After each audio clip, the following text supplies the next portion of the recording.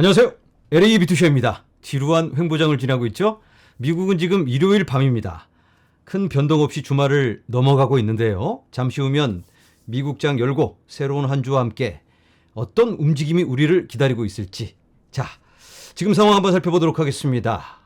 자, 주별로 ETF 상황을 살펴보면 초반에는 큰 변동이 있었고, 그리고 지속적인 유입이 이어지다 유입량이 꺾이기 시작합니다. 이제는 소강 상태. 지난주는 미비한 유입으로 마감을 했는데, 이제는 이런 플러스 마이너스보다 새로운 흐름이 어떻게 만들어지느냐, 이게 중요합니다. 자, 여러 금융기관들의 13F 파일링이 이어지면서 비트코인 현물 ETF를 매집하고 있었던 정황이 확인되고 있습니다. 아니, 이 은행도 비트코인을 샀어? ETF를. 그리고 이 기관도 사고, 또 해외에 있는 유럽이라든지 홍콩, 그런 대형 금융 세력들이 비트코인 ETF를 사서 꼭 들고 수량을 늘려가는 모습을 확인하고 있습니다. 패밀리 오피스, 로스차일드 이런 데서까지. 자, 그리고 지난주 금요일에는 JP 모건, 미국에서 가장 큰 은행이죠. 세계에서 가장 큰 은행이기도 합니다. JP 모건도 비트코인 현물 ETF를 들고 있었다, 이런 뉴스가 나오고 있는데, 이건 약간은 오바해서 해석을 하고 있는 게 아닌가 이런 생각이 들어요. 왜냐하면 JP 모건은 AP죠. 비트코인 현물 ETF를 실제로 관리하면서 비트코인 가격과 이 ETF 가격을 맞춰주는 역할을 하게 됩니다. 그러면 가격이 좀 낮아지면 비트코인을 사서 올려주고, 그래서 실제 비트코인 가격과 맞춰주게 되는데, 3월 31일 클로징한 날짜를 기준으로 이 JP 모건이 가지고 있었던 비트코인의 물량이다, ETF의 물량이다, 이렇게 이해를 하시면 좋을 것 같습니다. 그래서 JP 모건이 매집하고 있는 그런 모습은 아니다. 일단은 그렇다. 하지만 JP 모건은 2018년부터 우회적으로 비트코인을 매집하고 있었던 여러 기록들이 벌써 나와 있는 상황입니다. 자, 이제는 우리는 지금 어디쯤 가고 있을까 한번 살펴보도록 하겠습니다. 자, 화면에서 보시는 건 비트코인 반감기 이후 가격 움직임입니다. 반감기부터 2달 후 정도까지의 가격을 보여주고 있는데요. 빨간 색깔 라인이 2012년 사이클, 파란 색깔 라인이 2016년, 초록 색깔 라인이 2020년입니다. 그리고 까만 색깔이 지금 현재 사이클입니다. 2012년에는 반감기 후 살짝 오르려다가 횡보를 쭉 하고 한 달 반 정도 지나니까 꿈틀꿈틀 상승을 하기 시작했습니다. 2016년에는 쭉 횡보하다가 오르려다 말고 옆으로 쭉 가다가 푹 꺼지고, 그리고 다시 살아나서 옆으로 흘러가다가 이때부터 살짝 움직임을 보여줍니다. 2020년 이때는 흔들흔들 쭉 그냥 횡보만 하다가 이때부터 거의 2달이 다 돼서 의미 있는 움직임을 보여줍니다. 일반적으로 3달에서 6개월 안에는 큰 움직임으로 연결이 되었는데요. 이번에는 어떻게 될지, 큰 외부적인 충격이 없다면 대략 이런 모습으로 횡보의 시간을 가질 수 있겠다라는 합리적인 예상을 해볼 수 있겠죠. 자, 하지만 과거가 언제나 똑같이 되풀이되지는 않습니다. 그리고 우리가 다 아는, 모두가 기대하는 방향으로 움직이지도 않죠. 지금은 커다란 변수가 자리 잡고 있습니다. 바로 비트코인 현물 ETF.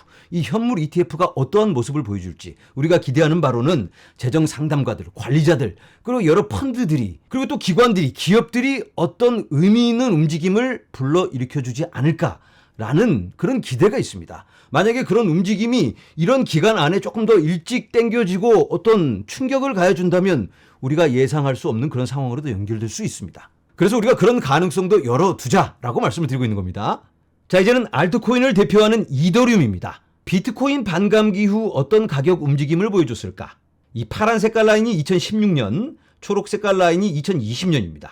2016년에는 매우 변동이 심했고요. 2020년에는 큰 움직임 없이 이렇게 횡보만 하다가 이때부터 나름 의미 있는 상승을 보여주기 시작했죠. 비트코인보다는 한 박자 먼저 움직이는 모습입니다. 지금 우리가 여기 와 있습니다. 그렇다면 이더리움, 그리고 또 다른 알트코인들이 이러한 모습으로 횡보를 하다가 어느 시점이 되면 의미 있는 움직임을 보여줄 수 있지 않을까라는 기대를 가져볼 수 있을 것 같습니다. 물론 비트코인 눈치를 보면서 가게 되겠죠. 자, 이제는 여러 금융기관들의 움직임을 살펴봅니다.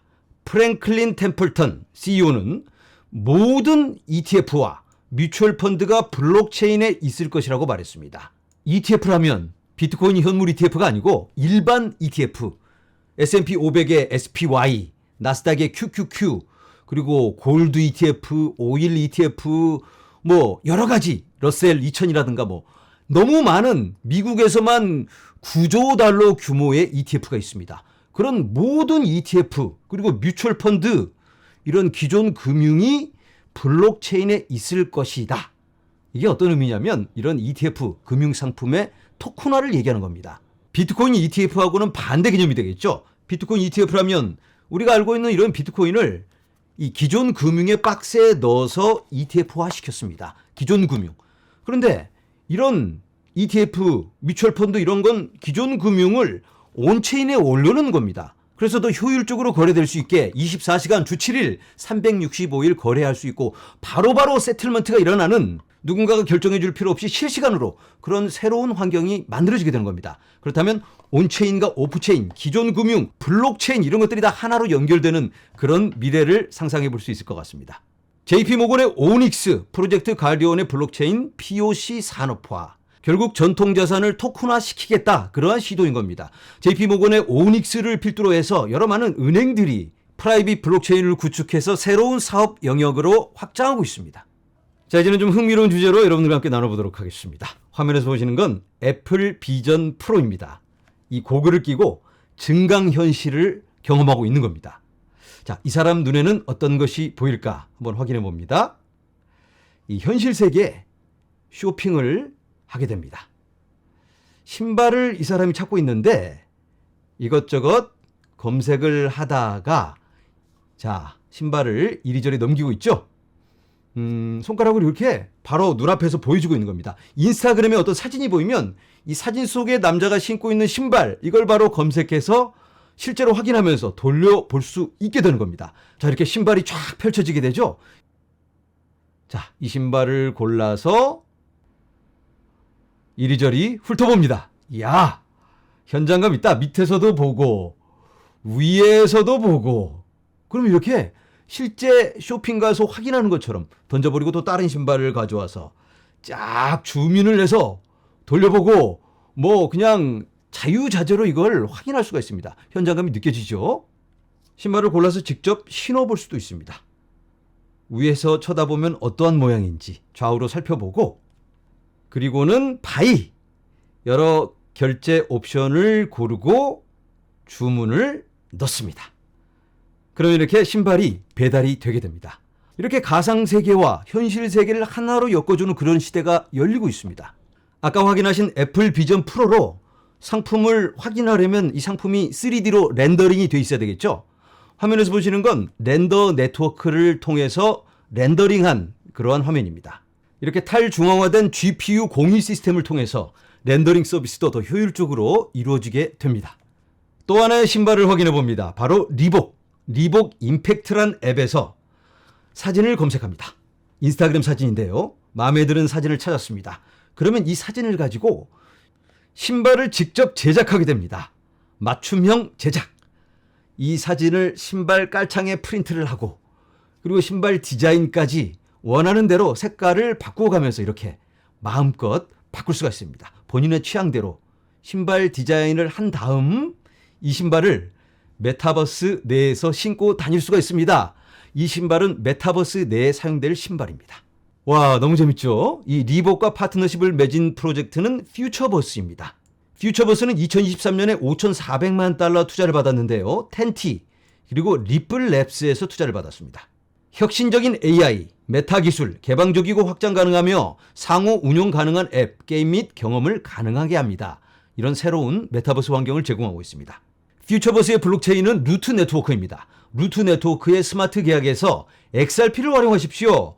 XRP 레저의 루트 네트워크에 브릿지가 있으므로 XRP 레저 사용자는 루트 네트워크의 XRP 레저에서 XRP 또는 기타 토큰을 사용할 수 있습니다. 루트 네트워크의 기본 가스 토큰 및 블록 보상 토큰은 XRP입니다. 밸리데이터가 블록을 만들면 보상을 받게 되죠. 그 보상을 XRP로 받게 되는 겁니다. 그리고 트랜잭션을 만들게 되면 수수료가 붙게 되죠. 그 수수료도 XRP로 지불을 합니다.